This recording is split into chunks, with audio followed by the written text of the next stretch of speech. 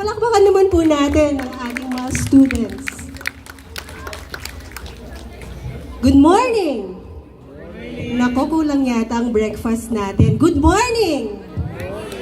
Okay, I would like to do this activity so that we could check if everyone is alive, alert, awake, and enthusiastic.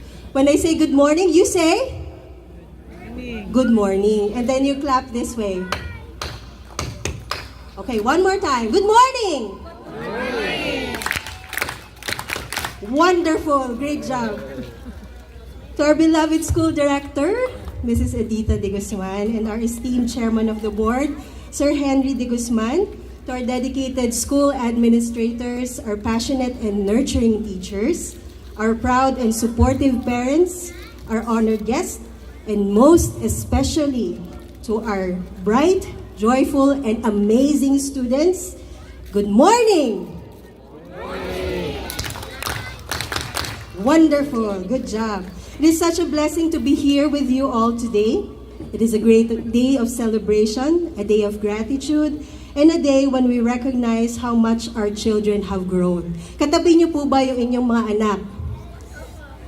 Okay. You turn to them and you say, good job today. Wonderful. Students, may I ask you something? Who here is excited? Raise your hands. Are you excited? Wow, I see wonderful smiles. I see many happy faces, and I think the parents might be just as excited as our students this morning. Today we celebrate something very important, your journey of learning, growing, and becoming better each day. Our theme today says, Filipino graduates prepared to lead with competence and character. Excuse me. But if we look closely, it talks about two very important things. Competence, such a big word, right? And character. If we grow in these two things, we can become the kind of leaders who make a difference. But before we talk about competence and character, we should first ask an important question. What is a leader? Students, do you know what a leader is? Some people think a leader is someone very important. So the leader of our country, maybe the president of the Philippines, big boss of a company, a captain of a ship, those are indeed leaders. But leadership is not only about having a big title or an important position. A leader is not simply the person who stands in front. A true leader is someone who influences others to do what is right and good. Leadership can actually begin in small and simple ways. A student who helps a classmate understand a lesson is already showing leadership. A child who picks up trash instead of ignoring it is showing leadership. A student who tells the truth, even if it is difficult, is showing leadership. A child who comforts a friend who is sad is showing leadership. You see, leadership is not about being the most powerful person in the room. Leadership is about being the kind of person others can trust and follow. And that is why our theme mentions two important things, competence and character. Let's start with the first word, competence. Competence means having the knowledge and skills to do something well. For students, competence means how to read, learning how to read. Kita nyo naman ang ating mga students. They read in huge paragraphs, even if they're just small. Diba? That's already competence growing in them. Learning how to write, solving math problems. Nako, ang hirap ng math problems ngayon, di ba? Asking questions, trying again when things are difficult. Students, raise your hand if something in school was hard at first. Right? It's hard at first, right? Like maybe reading long paragraphs like what we witnessed today. Like answering difficult math problems. Okay? Maybe speaking in front of the class. But what did you do? You tried again and again. Slowly, you became better. That is competence growing inside of you.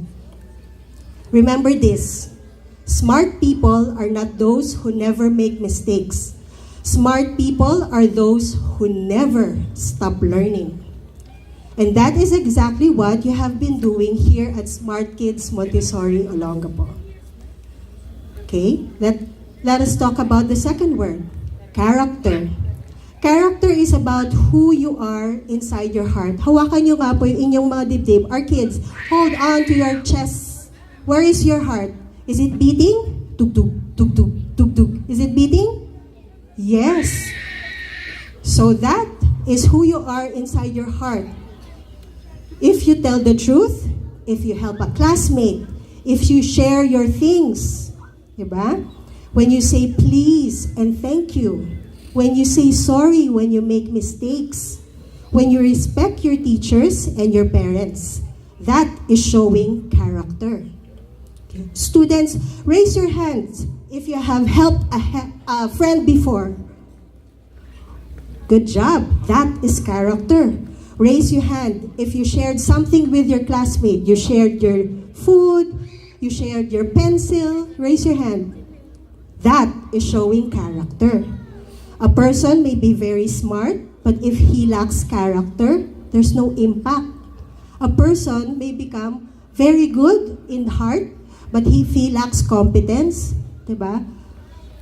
That does not show impact. Again. Okay? When someone has both competence and character, they become someone who can truly help others and make world better place. Today, we're not just celebrating graduates. We are celebrating Filipino graduates. There's something special about being Filipino. Filipinos are known for many beautiful qualities. Ano yung mga qualities na yun? Kindness, respect, hard work. Ba? Ang dami po nating OFWs dahil they want to provide for their families. Ang mommy and daddy, they're working very hard to provide for their families. That is a Filipino trait. Faith in God. Our country is very into, diba? Their love for the Lord, their love for God. Love for family, diba? You are all here because you love your children and you want to acknowledge their hard work throughout this year. Helping others. Kahit hindi po natin kilala, we tend to help them, right? Even young children can show these Filipino values. When you help your parents at home, I remember my son doing washing dishes because it is his TLE performance task. Diba? Sabi nga ng teacher niya, skill unlocked, washing dishes. Naku, wonderful, diba? Helping your parents at home is a Filipino trait. When you respect your teachers, how do you respect your teachers? When she is talking in front, you listen well, right? What else? When you care for your classmates. When someone trips over, you help them up. Is that right? That is a Filipino trait. These are not just cultural traits. These are leadership qualities. Being a good Filipino is already showing leadership qualities. Because a true leader is not only intelligent, a true leader is compassionate, respectful, and grounded in values. So our students, being Filipino, is not just about where you are from, it is about how you live, how you treat others, and how you carry yourself in the world. Sayang ang dami po nating foreigners, gusto nila dito tumira. Kasi they like our values, they like how we treat them. And sometimes they learn a lot about us so that they can call themselves Filipinos. Yeah? Before I continue, I would like to share something personal. It has always been a dream for me to have a small and beautiful family. Early in our marriage, I expressed to my husband that when our children arrive, I would stop working and focus on taking care of the family. We got married in 2005, and in 2006, we were blessed with our firstborn, Raya. There she is. She was a good baby, very quiet and observant, always looking around, always observing everything like a sponge. At 1.5 years old, she can talk clearly.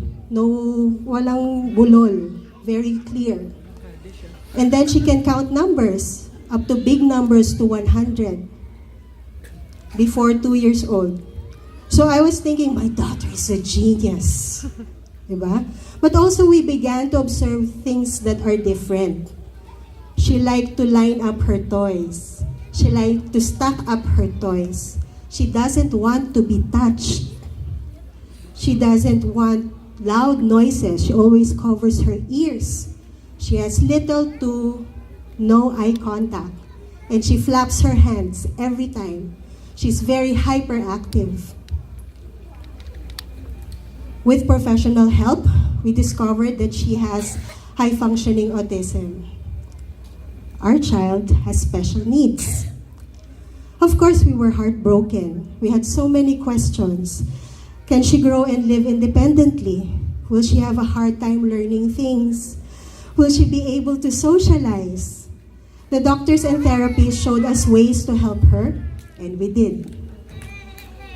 But when she reached school age, we were on a mission to find a school that would help us help her more. We prayed really hard. And God answered that prayer when we found Smart Kids Montessori Olongapo.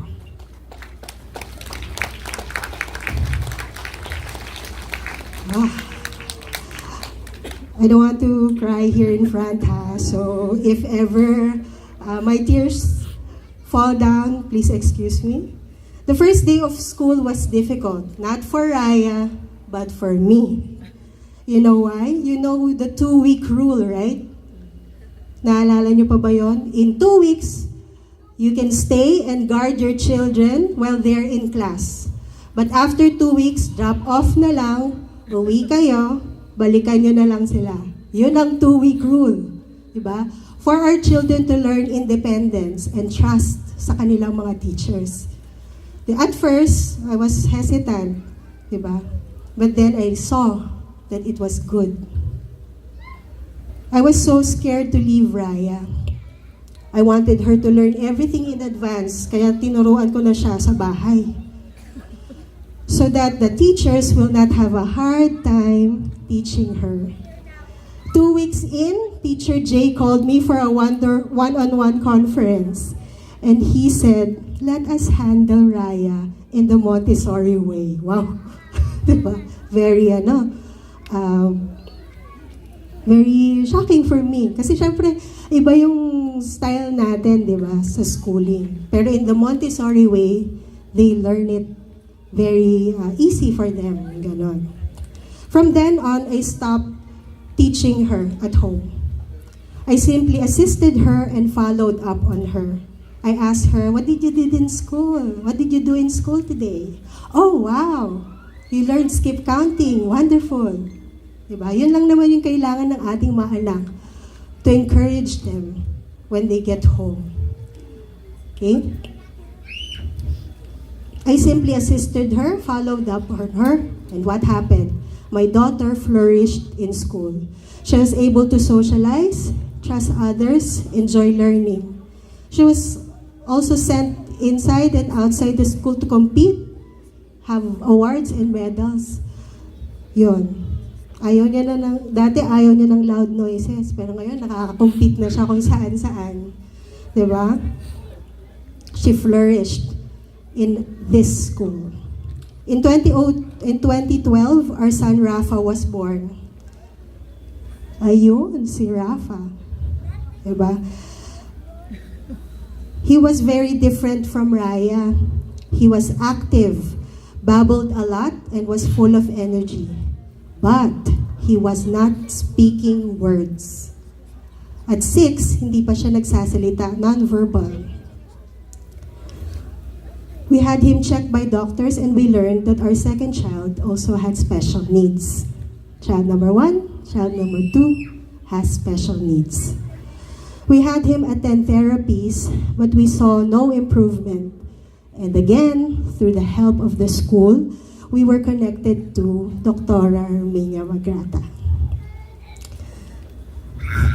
At that time, our son could not express himself well. He would laugh, grunt, cry, and have constant meltdowns because he could not communicate. We would go to school, Raya to her classes, and Rafa to his sessions with Dr. Magrata. And then, just a few weeks in, ito pa sabi ni Doktora sa akin, Mami, kung hindi mo ako susundin at wala siyang improvement within a month, bibitawan ko siya. So, kailangan sumunod ako. Kung ano yung diet niya, na sinasabi ni Doktora, kung ano yung follow-up ng teacher sa school, gagawin ko rin sa bahay. Kasi kung hindi, bibitawan niya yung anak ko. And I want my child to grow. I want him to improve. I want him to socialize. I want him to speak. And then, just a few weeks in, mga 3-4 weeks, he began to talk. In full sentences. And he never stopped talking. Since then. Yeah. It was something we will never forget. It has been said, it takes a village to raise a child. As parents, we cannot do this alone.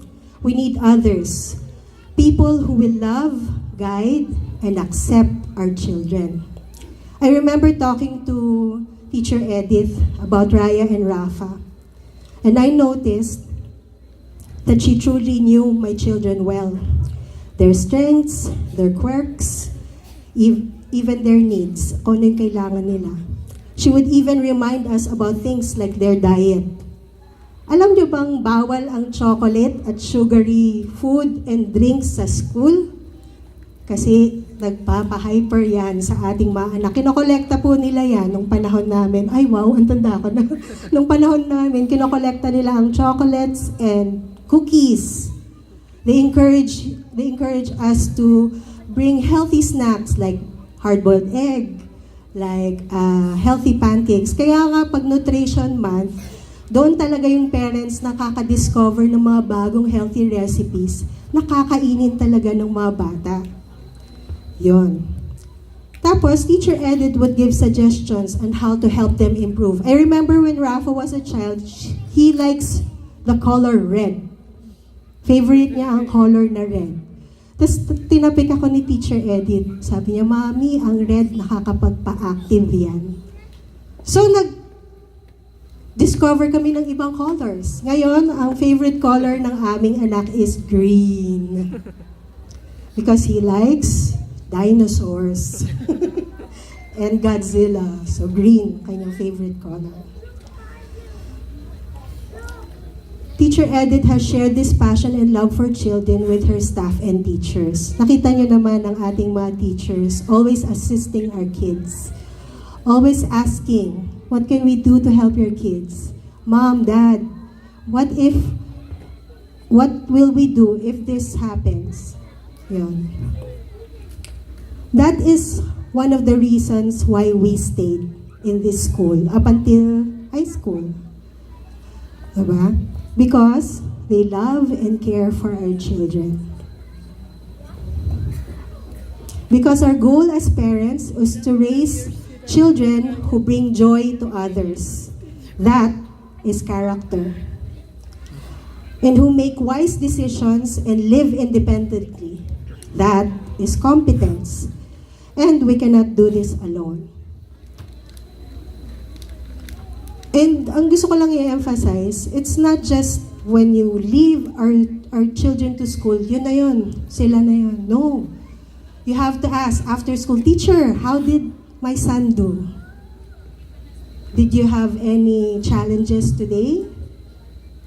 What can I do to help him at home? Okay? It's a partnership. It's not just, pag nasa school na siya, sa school na siya. Pag nasa bahay siya, bahay siya. Pag nasa therapy siya, therapy siya. Hindi.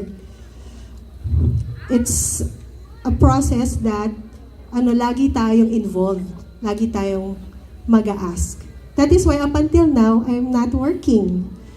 Because I want to focus on my children, on my family. Although they're already grown-ups, diba? I still want to know how they are doing. When I was asked to speak today, I was a bit hesitant. 7 years ago, I was seated there in the audience like you are. And there's this still small voice, ikaw din, magsasalita ka dyan sa harap. Sabi ko, Lord, is that you?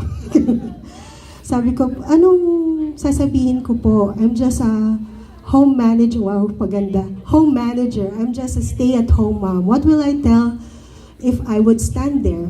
Last year, Teacher Melissa already invited us. But because of some difficulties at work, we declined. But then, she invited us in advance. Oh, next year po sabi niya. Kaya nandito po kami ngayon. I prayed and prayed hard what to say. And this is what God asked me to share with you. So I said yes na for this year. Because this is a full circle moment for me. Today, my daughter Raya is graduating grade 12 later this afternoon. Meron po ba tayong picture? Yung graduating grade 12 later this afternoon. And she is to pursue a degree in communication arts come next year in state universities that she has applied in. O diba? State University, big school. It's scary for us because Inglesera po ang aming anak. Pero yun nga, she wants to explore and spread her wings. Yun. My son Rafa, our son Rafa, is now incoming grade 5. He is creating his own animations, dreaming of becoming a multimedia artist or filmmaker. He even has his own YouTube channel and does his stories in Wattpad. Si Raya din pala. Mas marami pa siyang followers kesa sa aming mag-asawa. Kasi yung husband ko, writer din. Mas marami pang followers yung si Raya. And mas marami pa siyang stories in Wattpad. She has a love for art. Yan. Pag makikita niyo po yung Facebook account ng aming panganay, puro artwork. Ang aming bunso naman, yon, nag-edit siya ng sarili niyang YouTube videos. And even the music, he tells us, pag nag-edit siya, nag-ask siya ng help sa dad niya, he would tell, no, I want the dramatic sound in this timeline. Gaganon siya. So he has this dream to be a filmmaker and to be a multimedia artist. Animation. Pag nagdo-drawing po yung bunso namin, para siyang pumipirma. Tapos pag pinakita niya sa amin, parang anime. Yun.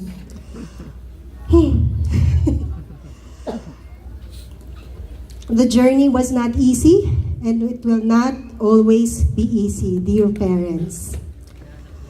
But through prayer, through partnership, we have a part, the school has a part, diba?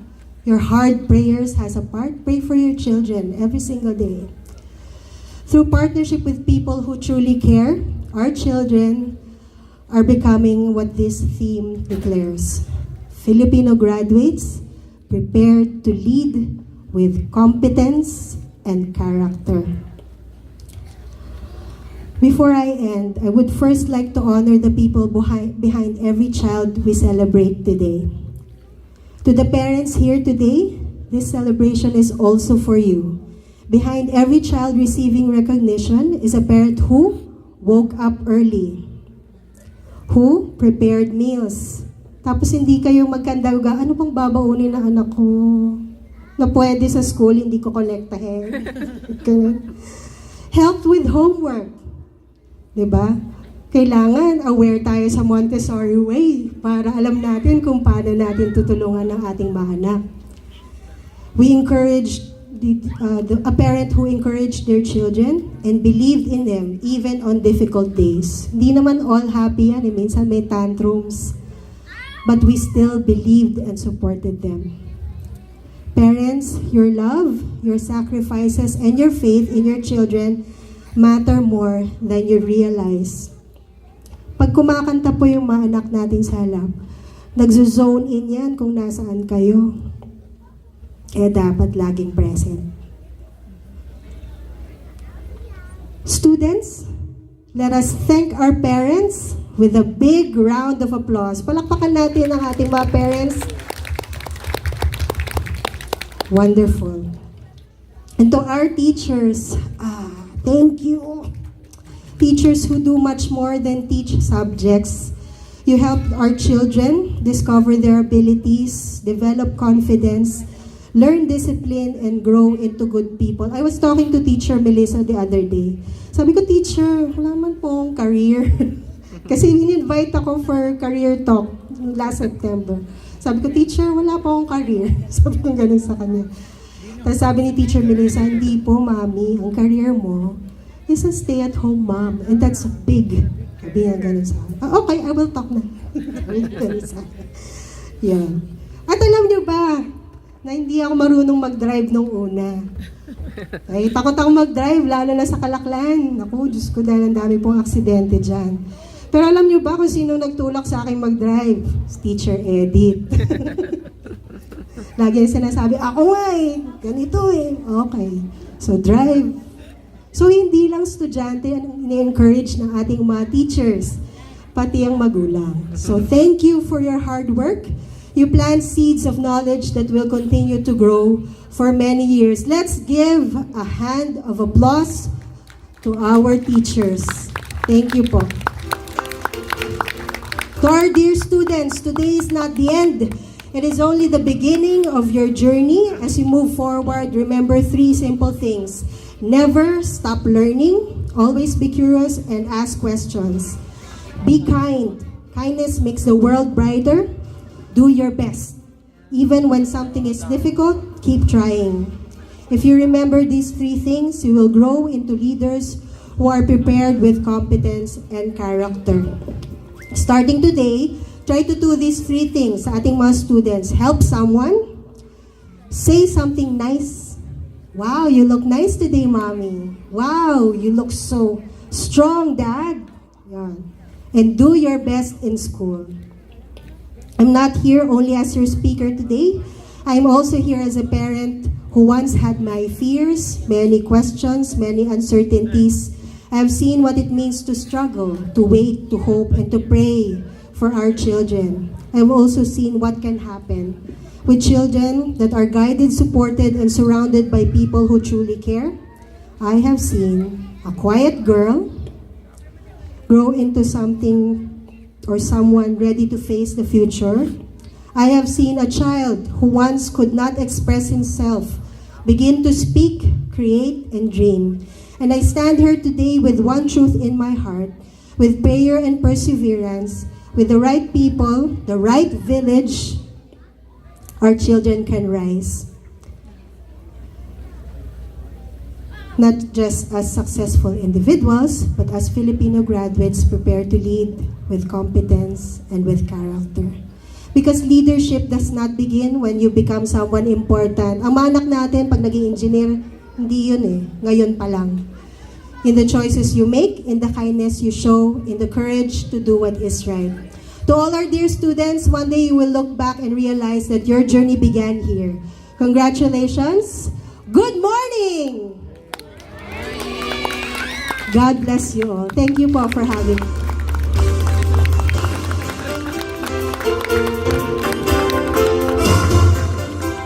Our gratitude for your inspiring message, Miss Danielle. Your insight is very enriching. That's right, Sir Jericho. You know what, when I saw their photos, Raya and Rafa, it felt like a flashback for me because since 2011, Raya was the first graduated ata ng kindergarten, 2011. And together with Rafa, under my supervision, yes po, So ganun nakakatagal si Miss Daniel. Now, Raya is a very competitive student at sa ASI student, competing with different categories. Even in our school at Olonga po, same po. So very competitive. Napaka-balance. Alright, so without further ado, so let's read the content of Lack of Appreciation is here represented to Miss Daniel P. Tamayo for gracing with her presence as guest speaker in the end of school year Rights 2026 with the theme Filipino Graduates, given this 28th of March 2026 at Olongapo City. Signed, Edith F. De Guzman, the Chairman of the Board of Directors, Henry M. De Guzman. How about a round of applause, please?